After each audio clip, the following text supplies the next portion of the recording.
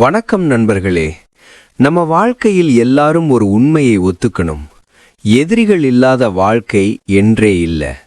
ஆனா ஒரு பெரிய தவறு என்னன்னா, நாம் எதிரி என்றால் யாரை நினைக்கிறோம் தெரியுமா? நம்ம முன்னாடி நின்று சண்டை போடுறவன் தான் எதிரி என்று. ஆனா உண்மையான எதிரி அப்படி இருக்க மாட்டான். அவன் உங்க முன்னாடி சிரிச்சு பேசுவான், உங்க கூட டீ குடிப்பான், உங்க சக்சஸுக்கு கிளாப் அடிப்பான். ஆனா உள்ளுக்குள் அவன் ஒரே ஒரு விஷயத்துக்காக காத்திருப்பான். நீங்க எப்போது தவறு பண்ணுறீங்கன்னு. இந்த உலகத்தில் மிகவும் ஆபத்தான எதிரி வெளியில் தெரியாத எதிரிதான். இதைத்தான் சாணக்கியர் மிகவும் தெளிவாக சொல்லியிருக்கிறார். அவர் சொல்றார், ஒரு பாம்பு விஷமா இருக்கும், ஆனா ஒரு மனிதன் மனசுக்குள்ள இருக்கும் விஷம் அதைவிட ஆபத்தானது. நீங்க கவனிச்சு பாருங்க. ஒரு ஓப்பன் எனிமியை சமாளிக்க ஈஸி. அவன் யார் என்று தெரியும், அவன் என்ன செய்ய போறான் என்று கெஸ் பண்ணலாம். ஆனா ஹிடன் எனிமி, அவன் உங்க ஷேடோ மாதிரி இருப்பான். அவனை ஐடென்டிஃபை பண்ணாத வரைக்கும் நீங்க சேஃப் இல்ல.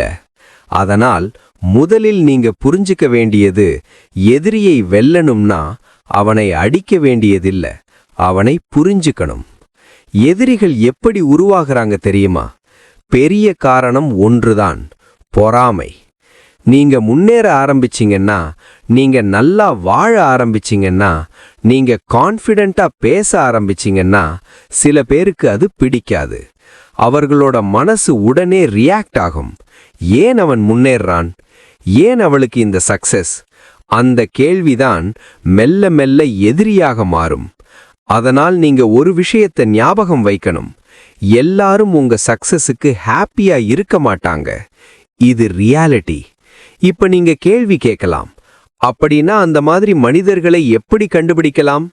அதுதான் முக்கியமான ஸ்கில். ஒரு உண்மையான நண்பன் உங்க சக்சஸை பார்த்து ஜென்யூனா சந்தோஷப்படுவான். ஆனா ஒரு ஹிடன் எனிமி, அவன் ஸ்மைல் பண்ணுவான், ஆனா அந்த ஸ்மைல்ல வார்ம்த் இருக்காது. நீங்க கவனிச்சு பாருங்க. நீங்க ஒரு நல்ல விஷயம் சொல்லும்போது அவன் டாபிக் சேஞ்ச் பண்ணுவான். நீங்க ஸ்ட்ரகிள் ஷேர் பண்ணும்போது அவன் டீப்பா கேட்க மாட்டான்.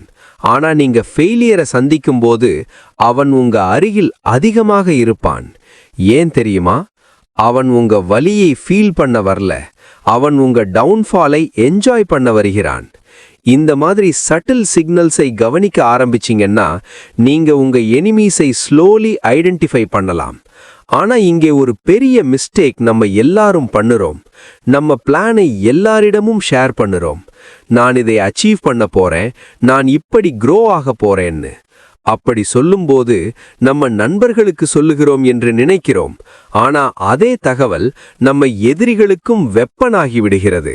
அதனால்தான் சாணக்கியர் சொல்றார், உன் யோசனையை ரகசியமாக வைத்துக்கொள். ஒரு விதை மண்ணுக்குள் இருக்கும்போதுதான் பாதுகாப்பாக இருக்கும். அதை வெளியில் காட்டினா அது வளர வாய்ப்பு குறையும். அதே மாதிரி உங்க கோல்ஸ், உங்க நெக்ஸ்ட் மூவ்ஸ், உங்க பிளான்ஸ் அனைத்தையும் எல்லாரிடமும் சொல்ல வேண்டிய அவசியமில்லை. அடுத்து ஒரு முக்கியமான விஷயம், எதிரிகளை எப்படி ஹேண்டில் பண்ணணும்? பல பேர் என்ன பண்ணுவாங்க தெரியுமா? கோபத்தில் ரியாக்ட் பண்ணுவாங்க. ஒரு வார்த்தை கேட்டவுடன், ஒரு ஆக்ஷன் பார்த்தவுடன் உடனே ரெஸ்பாண்ட் பண்ணுவாங்க. ஆனா அதுதான் பிக்கெஸ்ட் ட்ராப். ஏன்னா நீங்க இமோஷனலா ரியாக்ட் பண்ணீங்கன்னா நீங்க உங்க கண்ட்ரோலை இழந்துட்டீங்க. அதுவே எனிமிக்கு வேண்டியது. அதனால்தான் அமைதிதான் உங்க ஸ்ட்ராங்கஸ்ட் வெப்பன். நீங்க காமா இருந்தீங்கன்னா நீங்க அப்சர்வ் பண்ண முடியும். அப்சர்வ் பண்ணீங்கன்னா நீங்க புரிஞ்சிக்க முடியும். புரிஞ்சிக்கிட்டீங்கன்னா நீங்க கண்ட்ரோல் பண்ண முடியும். இதுதான் ரியல் பவர். எதிரியை வெல்லணும்னா நீங்க அவனை விட லவுடா இருக்க வேண்டியதில்லை, நீங்க அவனை விட ஸ்மார்ட்டா இருக்கணும். அடுத்தது டைமிங். இது ஒரு பெரிய சீக்ரெட். ஒரு லயன் கூட ஒவ்வொரு நேரத்திலும் அட்டாக் பண்ணாது. அது வெயிட் பண்ணும், சரியான நேரம் வரும் வரை. அதே மாதிரி நீங்க எந்த சிச்சுவேஷன்ல ரியாக்ட் பண்ணணும், எந்த நேரத்தில் சைலன்ஸ் மெயின்டைன் பண்ணணும், அதுதான் உங்க விக்டரி டிசைட் பண்ணும். முன்னாடியே ரியாக்ட் பண்ணிட்டீங்கன்னா நீங்க தான் லாஸ் அடைவீங்க. சரியான நேரத்தில் மூவ் பண்ணீங்கன்னா நீங்க கேமை முழுக்க மாற்றிடுவீங்க. இப்போ ஒரு முக்கியமான கேள்வி, எதிரிகளை வெல்ல முடியுமா? ஆம், முடியும். ஆனா எப்படி தெரியுமா? அவர்களை டிஸ்ட்ராய் பண்ணி இல்ல, நீங்க உங்களை இம்ப்ரூவ் பண்ணி. உங்க growth, உங்க சக்சஸ், உங்க கான்ஃபிடன்ஸ், அதுதான் அவர்களுக்கு பிக்கெஸ்ட் ஆன்சர். நீங்க ஸ்ட்ராங்கா மாற ஆரம்பிச்சீங்கன்னா அவர்கள் ஆட்டோமேட்டிக்கா வீக் ஆகிடுவாங்க. இதுதான் சைலண்ட் விக்டரி. இன்னொரு முக்கியமான விஷயம், எல்லா ஃபைட்டையும் ஃபைட் பண்ண வேண்டிய அவசியம் இல்லை. சில சமயங்களில் எஸ்கேப் பண்ணுவதுதான் பெஸ்ட் ஸ்ட்ராட்டஜி. ஒரு டாக்ஸிக் மனிதரை சேஞ்ச் பண்ண முடியாது, ஆனா அவர்களிடமிருந்து டிஸ்டன்ஸ் மெயின்டைன் பண்ண முடியும். அது கவர்டிஸ் இல்ல, அது இன்டெலிஜென்ஸ்.